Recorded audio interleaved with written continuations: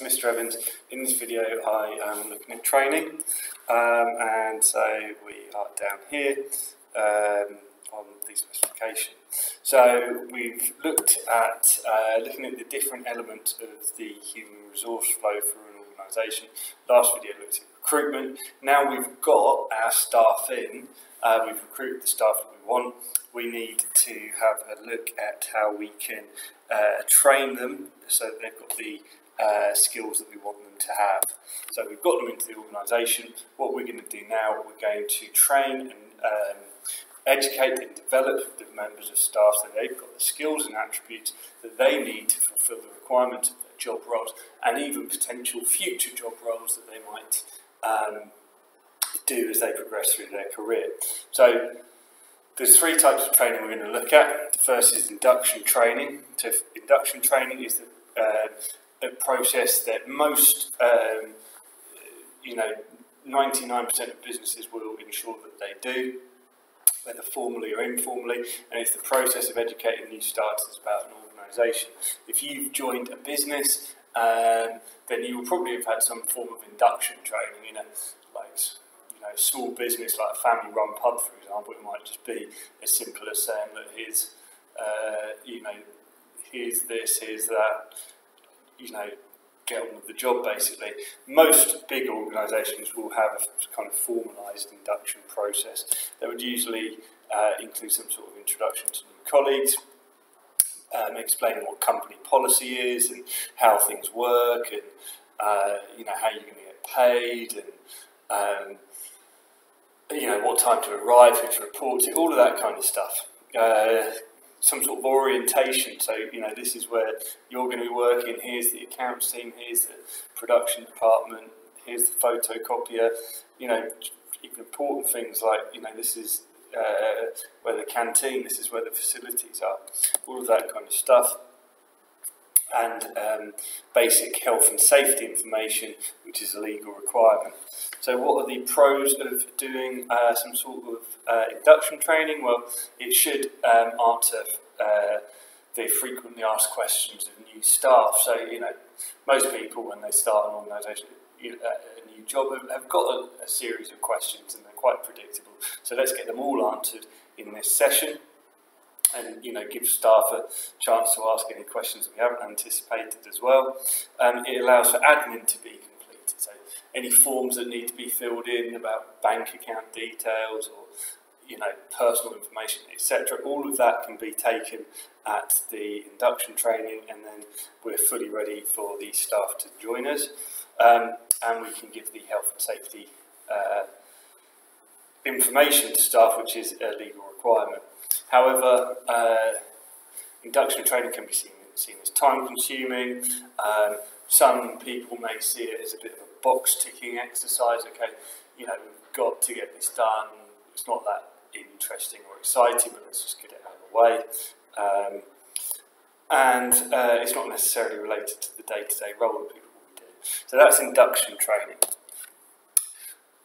Right, once we've got people inducted and they've started, we'll probably do some sort of on-the-job training with them, which is, ongoing kind of training, education within their place of work. So, you'll often see your teachers, or sometimes you might see your teachers like being observed by another member of staff, for example, or maybe, one of the members of the senior leadership team will come into a lesson and sit there with a clipboard and kind of make notes.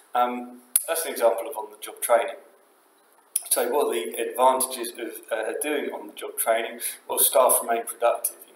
The staff are there at the workplace, they're doing their role, maybe they're new on the checkout and they're actually putting stuff through the checkout live with a real customer, but you've got someone looking behind you making sure you're doing stuff all right. So those staff remain productive. They're still doing their role, albeit training at the same time.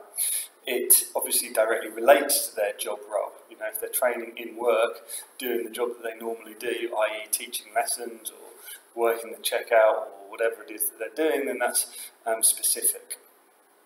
And because it's delivered internally by people who are employed within the organisation, they know what that organisation wants and what skills and attributes they need to be fostering in people.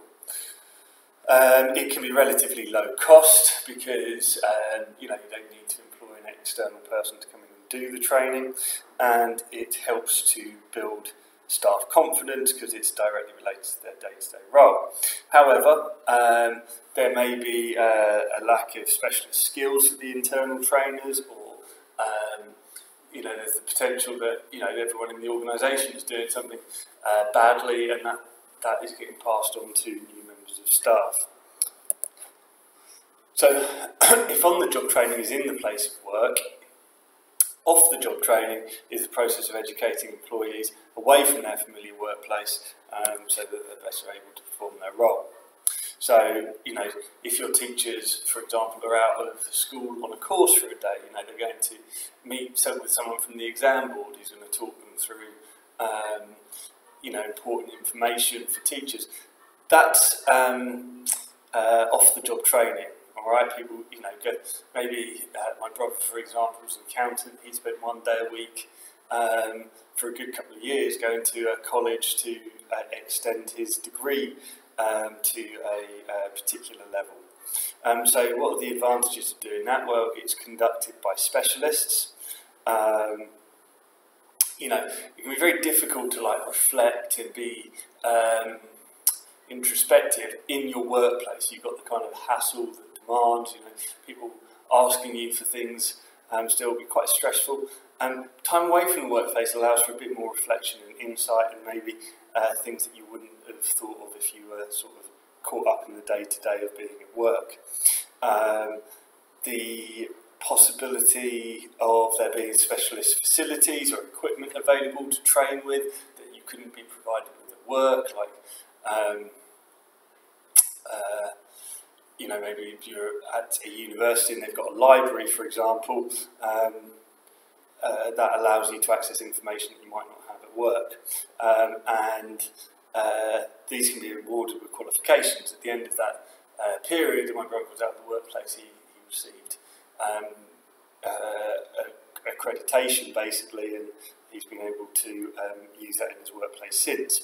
However, the needs aren't specific necessarily to the needs of the business, because it might be an external course designed by someone who doesn't know about the business.